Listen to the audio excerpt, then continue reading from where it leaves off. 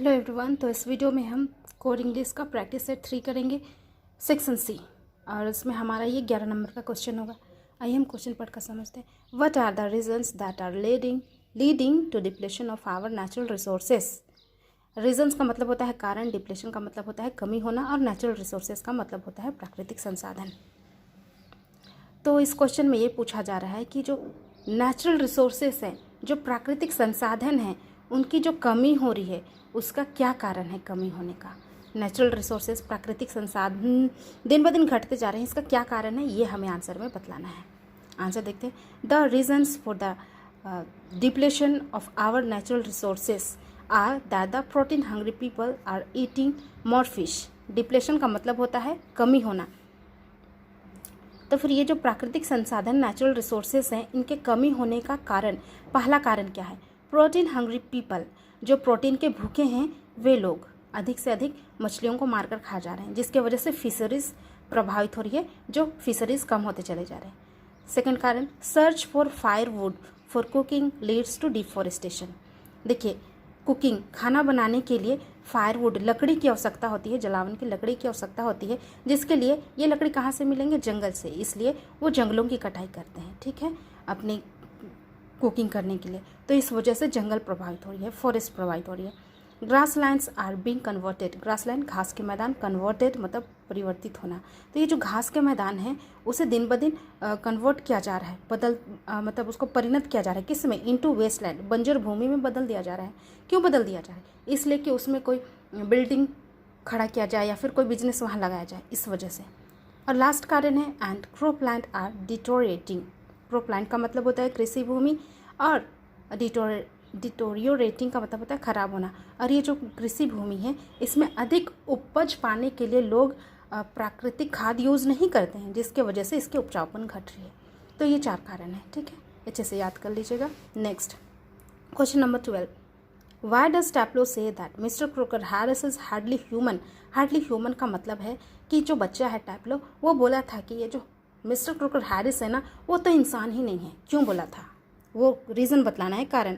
टैप्लो says that mister Crocker Harris is hardly human. ये बच्चा कहा था कि mister Crocker Harris hardly woman है। क्यों? Because he does not show any type of feelings. देखिए, क्योंकि ये जो मिस्टर क्रोकर हैरिस है ना, वो किसी प्रकार का फीलिंग्स, भाव शो नहीं करते थे, दिखाते नहीं थे। अगर खुश भी होते थे तो वो खुशी होने का भाव, या गुस्सा भी होते थे तो वो गुस्सा होने का भाव। तो इस मतलब कोई भी फीलिंग्स, कोई भी भाव नहीं दिखाते थे। इसलिए इस बच्चा को लगता है कि ये तो इंसान ही नहीं है। Next question number 13। What is a Tibetan mastiff. पहले हम फर्स्ट पार्ट का आंसर देखते हैं। तो ये जो टिबेटन मैस्टिफ है, किसे कहा गया है वो बतलाना है। Tibetan mastiffs were ferocious dogs. ये डॉग्स हैं, टिबेटन मैस्टिफ्स ये फिरोसियस डॉग्स हैं, बहुत क्रूर, बहुत भयानक टाइप के ये कुत्ते हैं। और इनके बारे में और कुछ बताया गया है। They were darker than the night. और ये लोग जो अंधकार होता है ना, उस अंधकार से भी अधिक डार्क होते हैं इनका कलर।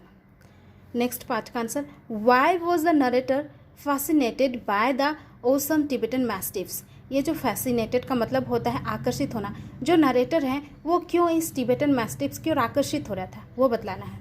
तो उसका आंसर है the narrator was fascinated. Narrator आकर्षित हो रहा था, क्यों? Because they were good hunting dogs, क्योंकि ये बहुत अच्छे शिकारी डॉग्स थे ना।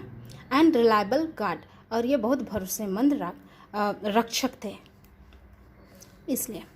नेक्स्ट है 14 number. What faults does Marcus Natan find in grown ups adults. ठीक है, तो ये जो मार्कस नेटन जो पोएट हैं, वो ग्रोन अप्स के बारे में, जो बढ़ रहे हैं, अडल्ट्स के बारे में, युवा के बारे में क्या बतलाते हैं। Marcus Natan find that grown ups are hypocrite. तो मार्कस नेटन बताते हैं कि जो ग्रोन अप्स होते हैं, जो बढ़ रहे हैं, वो क्या होते हैं? जो बढ़ रहे हैं वो जवान क्या होते हैं? हिपोक्रेट्स होते हैं, वो दिखावा होते हैं, जो बड़े लोग। दे टॉक ऑफ लव, ये वे प्यार की बातें तो करते हैं।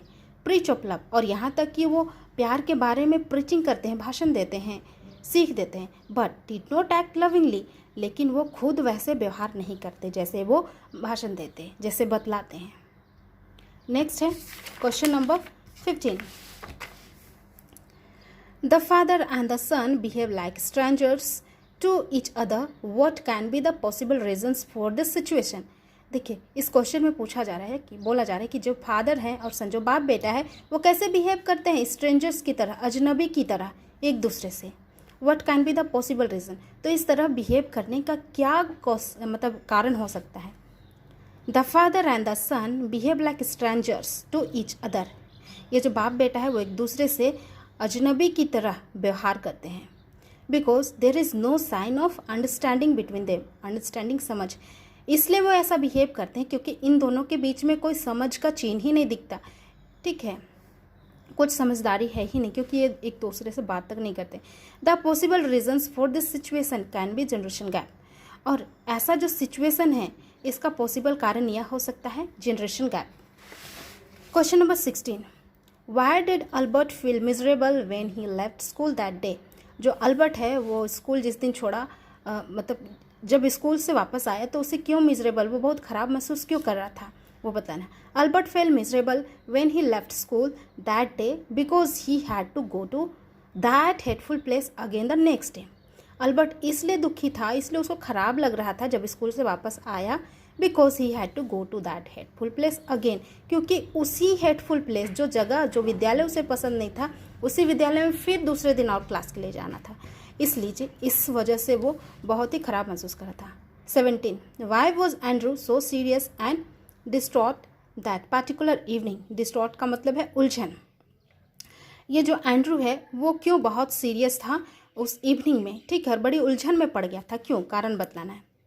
Andrew was so serious and distraught that particular evening. ये जो एंड्रू है उस इवनिंग को बहुत ही सीरियस, गंभीर था, और डिस्ट्रॉट मतलब उलझन में पड़ा हुआ था, क्यों, because he had a disappointing evening, क्योंकि उसका शाम जो इवनिंग था वो बिल्कुल निराशाजनक था। क्यों, विथ हिज गर्लफ्रेंड क्रिस्टीन, उसकी गर्लफ्रेंड के साथ उसका कुछ बात को लेकर बहस हो गया था, जिस वजह से उसका इवनिंग जो था बिल्कुल निराशाजनक इवनिंग था। दैट्स वाई वो बहुत उलझन में था।